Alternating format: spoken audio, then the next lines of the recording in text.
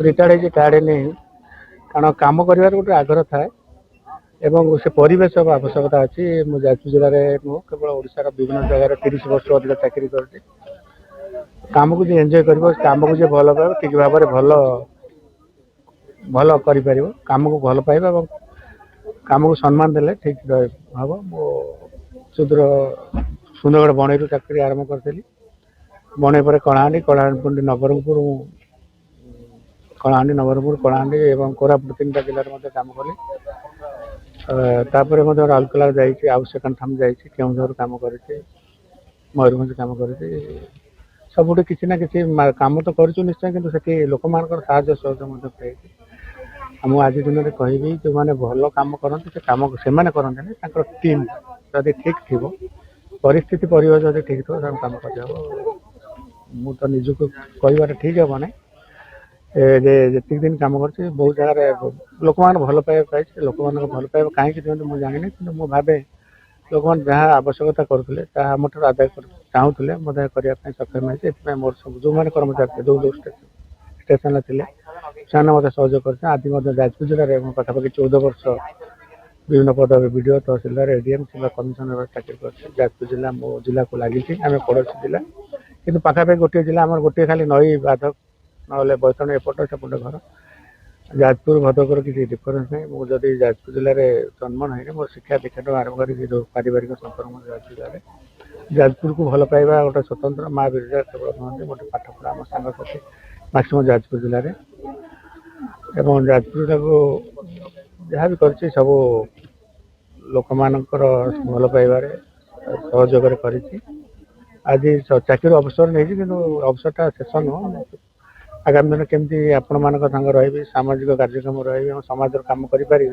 से सतत चेष्टित अच्छी प्रभु जगन्नाथ महावीर आशीर्वाद रही दिन में आगामी दिन में अन्य रूप से आसवि समाज सेवा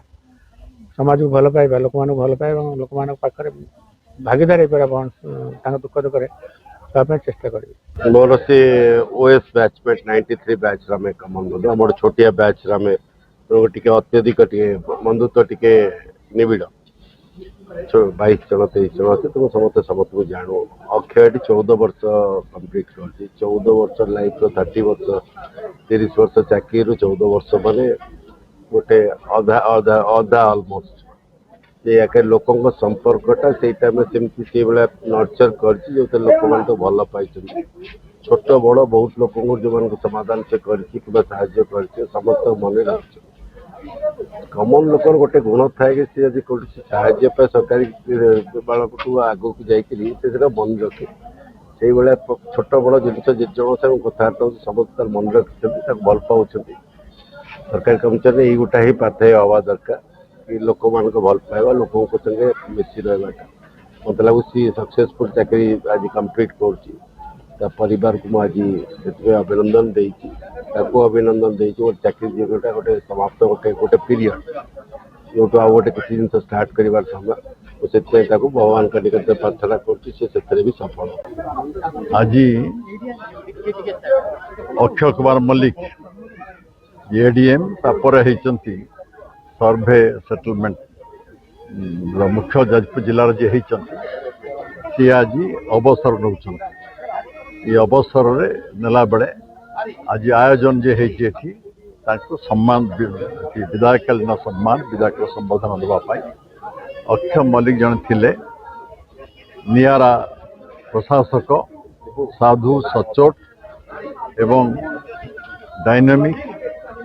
बड़ कथा हूँ लोक सागर मिसेबा शेष लोकर दुख दूर करवा विभिन्न योजना कार्यकारी करवा गर्व अहंकार ऊर्धर रही काम करें आदर्श प्रशासक थिले जो से कम कर वीडियो भाव में हो तहसिलदार भाव में हो एडीएम भाव में हो विभिन्न पदपदे कम कर सब बड़े लोकों सांगरे नहीं लोकर समस्या को आपणे समाधान कर बाट कर जो आज अवसर काल में जो जो स्थान सब से कम करते राउरकेला कहतु बारिपदा कहतु मयूरभंज कहतु विजारपुर कहतु दानगदी जिते जगह सब कम कर सब जगार आज विदाय संबर्धन देवाई मुझे एपरी ऑफिसर लोकप्रियता नहीं लोकप्रिय ऑफिसर आम खूब कम देखू ଜଣେ ମୁଁ କହିଦିଏ ଆଦର୍ଶ ଏବଂ ନିଆରା ମଣିଷ ଯେପରି ଥିଲେ, ଅଫିସର ଯେପରି ଥିଲେ ଅକ୍ଷୟ ବାବୁ, ଅନ୍ୟ ଅଫିସର ମାନେ ମଧ୍ୟ ପ୍ରଧାନଙ୍କ ଅନୁସରଣ କରିବା ଦରକାର। ସେହିପରି ଅଫିସର ରାଜ୍ୟରେ ରହିଲେ ଯେ ଦୁର୍ନୀତିର ଊର୍ଦ୍ଧ୍ୱରେ, ଅହଙ୍କାର ଊର୍ଦ୍ଧ୍ୱରେ ଯିଏ କାମ କରିବ,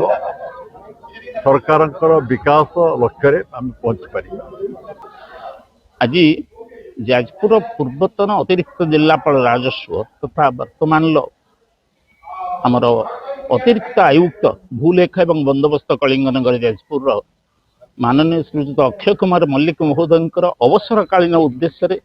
ଏ ସଂସ୍କୃତି ଭବନ ପରିସରରେ ଯେଉଁ ସମ୍ବର୍ଦ୍ଧନା ସଭାଟି ଆୟୋଜନ ହୋଇଛି ତାହା ନିଶ୍ଚିତ ଭାବରେ ଏକ ନିଆରା ଏବଂ ସ୍ୱତନ୍ତ୍ର କାର୍ଯ୍ୟକ୍ରମର ସୂଚନା ପ୍ରଦାନ କରେ। କାରଣ କେବଳ ଜଣେ ଅଧିକାରୀ ଭାବରେ ନୁହନ୍ତି, ଜଣେ ଲୋକସେବକ ଭାବରେ ଏବଂ ଲୋକମାନଙ୍କ ସହିତ ଆନ୍ତରିକ ସମ୍ପର୍କ ରଖି ଦୀର୍ଘଦିନ ଧରି ଜଣେ ଅଫିସର ଭାବରେ କାର୍ଯ୍ୟ କରି